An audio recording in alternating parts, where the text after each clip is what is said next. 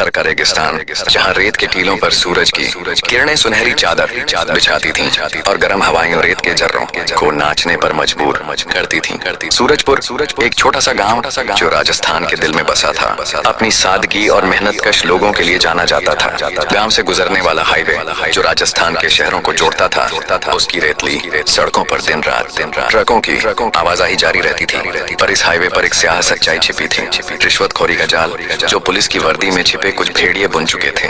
उसी हाईवे पर एक पुराना नीला ट्रक जिसकी चमक अब धूल से धुंधली पड़ चुकी थी, अपनी धीमी गड़गड़ाहट के साथ दौड़ रहा था। उसके स्टीयरिंग पर बैठी थी मीरा सिंह, 26 साल की एक औरत, जिसकी आंखों में आग, माथे पर इरादे की लकीरें और होठों पर हल्की सी मुस्कान थी।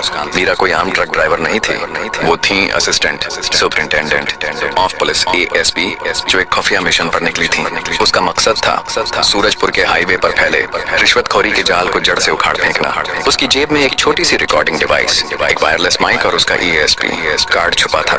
दिल में एक ही बात गूंज रही थी, ये रिश्वतखोर पुलिस वालों का खेल आज खत्म होना चाहिए। चेक पोस्ट का सामना, सूरजपुर के हाईवे पर रेत के टीलों के बीच एक चेक पोस्ट खड़ी थी। धूप से तपती सड़क पर 4 पुलिस वाले, जिनकी वर्दी पर रेत की धूल जमी थी, ट्रकों को रोक रोक कर रिश्वत वसूल रहे थे। उनका सरदार सब इंस्पेक्टर करण राव एक दरमियाने कद का आदमी था, जिसकी आंखों में लालच की चमक और चेहरे पर एक घटिया सी मुस्कान थी। बाकी 3 पुलिस वाले, रामलाल, श्याम सिंह और हरिराम, उसे अपना लीडर मानते थे। वो हर ट्रक ड्राइवर से पैसे ऐंठते, कभी कागजात की आड़ में, कभी धमकियों से, तो कभी तानों से।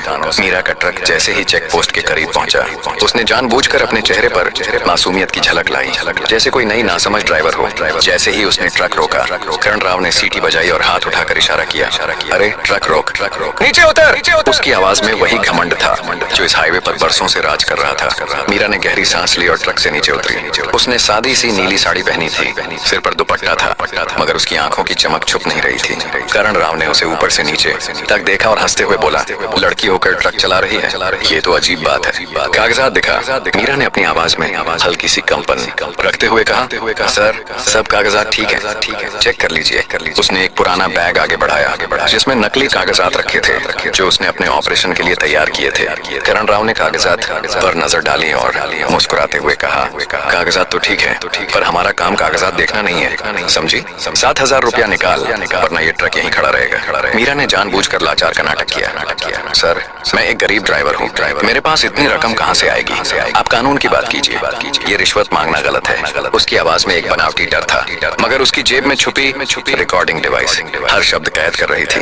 करण राव का चेहरा गुस्से से लाल हो गया। तो हमें कानून सिखाएगी? तेरी औकात क्या है? एक लड़की होकर ट्रक चला रही है, ये तो खुद गैर कानूनी है। 10,000 दे, वरना ट्रक जब्त कर देंगे। उसने अपने साथियों की तरफ देखा और रामलाल हंसते हुए बोला, औरतों को घर में चूल्हा जलाना चाहिए, सड़क पर ट्रक नहीं चलाना। हरिराम आगे बढ़ा और मीरा का बैग छीनकर खंगालने लगा। देखते हैं इसके पास क्या छुपा है, कोई गैर कानूनी सामान तो नहीं? मीरा का दिल जोर जोर से धड़क रहा था। उसके बैग में वायरलेस माइक्रोफोन और एक छोटा ट्रैकर था। अगर वे उसे पकड़ लेते तो पूरा प्लान नष्ट हो सकता था, पर मीरा ने हिम्मत नहीं हारी। उसने शांत लहजे में कहा, सर मेरा बैग छोड़ दीजिए, आपको कुछ नहीं मिलेगा। करण राव ने तंज के साथ कहा, हम जो चाहें वो मिलेगा, तो चुप कर, वरना अभी जेल में डाल देंगे। उसने इशारा किया और श्याम सिंह ने ट्रक का डिब्बा खोलकर तलाशी शुरू कर दी। मीरा ने अपनी जेब में हाथ डाला, जहाँ उसका ASP कार्ड छुपा हुआ था। उसके दिल की धड़कन तेज थी, पर वह जानती थी कि अब समय करीब आ गया है। न्याय की चमक। जैसे ही श्याम सिंह ट्रक से उतरा, उसने कहा, कुछ नहीं मिला, पर पैसे दो, वरना ये ट्रक यहीं रहेगा। मीरा ने एक गहरी सांस ली और अपना कार्ड निकालकर चेक पोस्ट की लकड़ी की मेज पर जोर से रखा। ध्यान से देखो, मैं ASP मीरा सिंह हूँ, तुम्हारा खेल अब खत्म। उसकी आवाज में ऐसी ताकत थी कि चेक पोस्ट पर सन्नाटा छा गया। करण राव और उसके साथियों के चेहरों पर खौफ की लहर दौड़ गई। मीरा ने अपने फोन से एक सिग्नल दिया और अचानक रेत के टीलों के पीछे से सायरन की आवाजें गूंजने लगी। CBI और एंटी करप्शन ब्यूरो की गाड़ियां जो पास की रेतली ढलान के पीछे छिपी थीं, चेक पोस्ट की ओर बढ़ाई। मीरा सिर्फ एक अंडरकवर एजेंट ही नहीं थी, वह इस पूरे ऑपरेशन की कमान भी संभाल रही थी। उसके इशारे पर अधिकारियों ने घेराबंदी कर ली।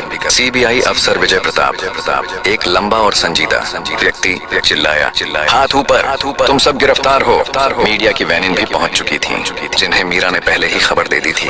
कैमरे चमकने लगे और हर न्यूज चैनल की स्क्रीन पर ब्रेकिंग न्यूज चलने लगी। सूरजपुर हाईवे पर रिश्वतखोरी का जाल बेनकाब। करण राव हकलाते हुए बोला, मैडम ये गलतफहमी है, हमने कुछ नहीं किया। पर मीरा ने सख्त लहजे में कहा, तुम्हारी हर हरकत रिकॉर्ड है। रिश्वत मांगने से लेकर ड्राइवरों को धमकाने तक सब कुछ हमारे पास सबूत के तौर पर मौजूद है। एक पुलिस वाला हरिराम घुटनों पर गिर पड़ा और बोला, मैडम हमें माफ कर दीजिए। मीरा ने उसकी तरफ देखते हुए कहा, तुमने वर्दी को दागदार किया है, अब ये वर्दी तुम्हें नहीं बचा सकती। सायरन की आवाज रेगिस्तान की खामोशी को चीर रही थी। चेक पोस्ट पर मौजूद बाकी ड्राइवर तालियां बजा रहे थे, जैसे बरसों की लूट का हिसाब आज मिल गया हो। अदालत में न्याय। 3 हफ्ते बाद जैसलमेर की जिला अदालत में अदालत का कमरा लोगों से खचाखच भरा था। जज की कुर्सी के सामने वकील, पत्रकार और सूरजपुर के कुछ गांव वाले मौजूद थे। कटघरे में करण राव, रामलाल, श्याम सिंह और हरिराम खड़े थे, जिनके सिर झुके हुए थे। मीरा गवाह के तौर पर मौजूद थी। उसने सादा सफेद सलवार कमीज पहनी थी, पर उसकी मौजूदगी पूरे कमरे पर छा रही थी। जज ने उससे गवाही मांगी। मीरा ने आत्मविश्वास भरे लहजे में कहा, जनाब मैंने एक आम ट्रक ड्राइवर बनकर सूरजपुर के हाईवे पर एक गुप्त ऑपरेशन चलाया। ये पुलिस वाले बरसों से ड्राइवरों से रिश्वत वसूलते आ रहे थे। इन्होंने मुझसे 7,000 रुपए मांगे, धमकियां दी और औरत होने पर ताने मारे, लेकिन इनकी हर बात मेरी रिकॉर्डिंग डिवाइस में कैद हो गई। प्रोसिक्यूटर ने ऑडियो और वीडियो सबूत पेश किए। स्क्रीन पर करण राव की आवाज गूंजी, लड़की होकर ट्रक चला रही है, 10,000 रुपए दे वरना ट्रक जब्त कर लेंगे। फिर रामलाल की आवाज आई, औरतों को घर में चूल्हा जलाना चाहिए। ये शब्द अदालत में तलवार की तरह गूंज उठे। हाजिरीन के चेहरों पर गुस्से और हैरानी के मिले जुले जज्बात थे। एक बुजुर्ग ड्राइवर मनोराम, जो गवाहों में शामिल था, बोला, जनाब ये लोग सालों से हमें लूटते रहे हैं। मेरी बीवी बीमार थी, लेकिन इन्होंने मुझसे आखिरी 500 रुपए भी छीन लिए। मीरा ने हमें इंसाफ दिलाया। एक महिला ड्राइवर गीताबाई ने कहा, हम औरतों को हमेशा कमजोर समझा जाता है, लेकिन मीरा मैडम ने साबित किया कि हम कमजोर नहीं हैं। बचाव पक्ष के वकील ने आखिरी कोशिश की, पर जज ने सबूतों की रोशनी में फैसला सुनाया। चारों पुलिस अधिकारियों को 7 साल की सजा और 10 लाख रुपए जुर्माने की सजा दी जाती है। सीबीआई को आदेश दिया जाता है कि इस नेटवर्क की गहराई से जांच करे। हथौड़े की आवाज पूरे कमरे में गूंजी और न्याय की गूंज सूरजपुर के रेतीले टीलों तक पहुंच गई। जैसलमेर की जिला अदालत के बाहर, जहां रेत के झर्रे हवा में नाच रहे थे, सूरजपुर के लोगों की भीड़ जमा थी। मीरा सिंह 26 साल की असिस्टेंट सुपरिंटेंडेंट ऑफ पुलिस जैसे ही अदालत से बाहर निकली, फैजा तालियों की गड़गड़ाहट से गूंज उठी। उसकी सादी सफेद सलवार कमीज और सिर पर लहराता दुपट्टा उसे गांव की बेटी जैसा बना रहा था, मगर उसकी आंखों की चमक और चेहरे का अटल इरादा उसे एक जंगजू की तरह दिखा रहा था। उसने रिश्वतखोरी के एक मजबूत नेटवर्क को तोड़ दिया था और सूरजपुर के हाईवे को जुल्म की गर्द से साफ कर दिया था। एक बूढ़ा किसान भगवान दास अपनी लाठी के सहारे आगे बढ़ा। उसके चेहरे पर बरसों की मेहनत और धूप की लकीरें थीं, मगर आंखों में अब एक नई उम्मीद चमक रही थी। उसने मीरा के कंधे पर हाथ रखकर कहा, मीरा तुमने हमारे गांव का नाम रोशन किया है। हमारे ड्राइवर जो दिन रात इस हाईवे पर अपनी रोजी कमाते हैं, अब बिना डर के सफर कर सकते हैं। तुमने हमें इज्जत दी, इंसाफ दिया। उसकी आवाज में एक गहरी शुक्रगुजारी थी, जैसे बरसों का बोझ उतर गया हो। एक नौजवान लड़की राजू, जो सूरजपुर के एक गरीब घर से थी और ट्रक ड्राइवर बनने का सपना देखती थी, मीरा के पास दौड़ती हुई आई। उसके हाथ में मिट्टी की एक छोटी सी मूर्ति थी। एक औरत जो हाथ में मशाल पकड़े हुए थी। राजू ने शर्माते हुए कहा, मैडम ये आपके लिए। आपने मुझे सिखाया कि औरतें कमजोर नहीं होती। मैं भी एक दिन ट्रक चलाऊंगी और आपकी तरह हिम्मत वाली बनूंगी। मीरा ने वह मूर्ति अपने हाथ में ली और राजू का माथा चूम लिया। राजू ये मूर्ति तुम्हारी हिम्मत की कहानी है, अपने सपने को कभी मत छोड़ना। मीरा ने फिर भीड़ की तरफ देखा, जहाँ सूरजपुर के मर्द, औरतें और बच्चे सब इकट्ठे थे। उसने ऊंची आवाज में कहा, ये जीत मेरी अकेले की नहीं है, ये सूरजपुर की जीत है। ये हर उस ड्राइवर की जीत है जो रिश्वत की गर्द में सांस लेता था, और हर उस औरत की जीत है जो सड़क पर चलती है, मगर तानों और डर का सामना करती है। हमने मिलकर साबित किया है कि जुल्म के आगे झुकना हार है और लड़ना ही असली फतह। उसकी आवाज रेगिस्तान की हवाओं में गूंज उठी और लोगों के चेहरों पर गर्व की चमक फैल गई। मीरा ने नजरें उठाई रेत के टीलों की ओर, जहाँ सूरज ढल रहा था। सुनहरी रोशनी रेत पर एक चादर बिछा रही थी, जैसे राजस्थान की मिट्टी खुद मीरा की हिम्मत को सलाम कर रही हो। मगर मीरा जानती थी ये सिर्फ एक जंग की फतह थी। अभी बहुत से हाईवे थे जहाँ रिश्वत और जुल्म के टीले अब भी खड़े खड़े थे। जश्न और एक नई शुरुआत। कुछ दिन बाद सूरजपुर में एक भव्य उत्सव का आयोजन किया गया। गांव का छोटा सा चौक जो आम दिनों में शांत रहता था, आज राजस्थान के रंगों और संस्कृति से झिलमिला रहा था। औरतें रंग बिरंगी साड़ियों और घाघरा चोली में सजी थीं, जबकि मर्दों ने अपनी पगड़ियों को गर्व से संवारा था। एक बड़ा सा पंडाल लगाया गया था, जिसके बीच में मीरा के एजाज में एक स्टेज बनाई गई थी। राजस्थानी लोक गायक अपनी सरीली आवाजों में गाना शुरू करते हैं। रणबंकरी छे राजस्थान की शेरनी।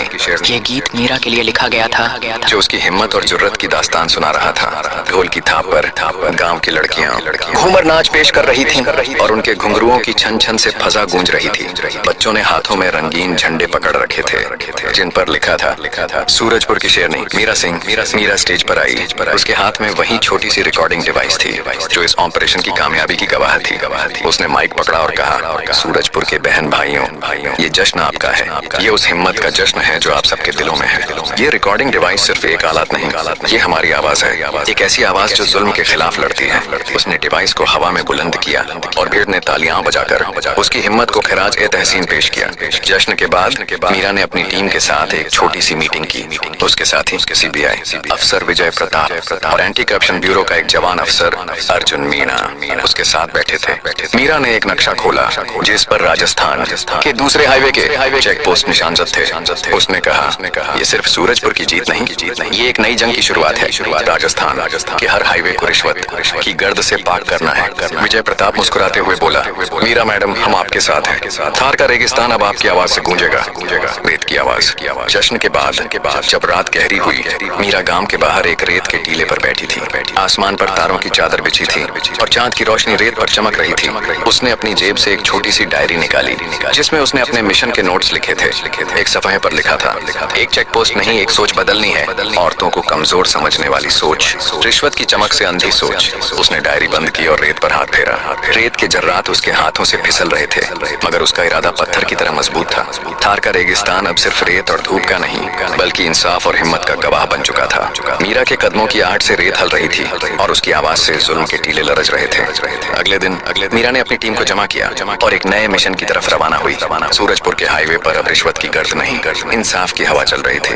राजस्थान के रेतले रास्तों पर एक नई सुबह जाग रही थी और मीरा सिंह उस सुबह की रोशनी बन चुकी थी। उसकी कहानी, जिसे गांव वालों ने रेत की शेरनी का नाम दिया, अब पूरे राजस्थान में गूंज रही थी और उसकी आवाज हर उस दिल तक पहुंच रही थी जो इंसाफ का ख्वाब देखता था।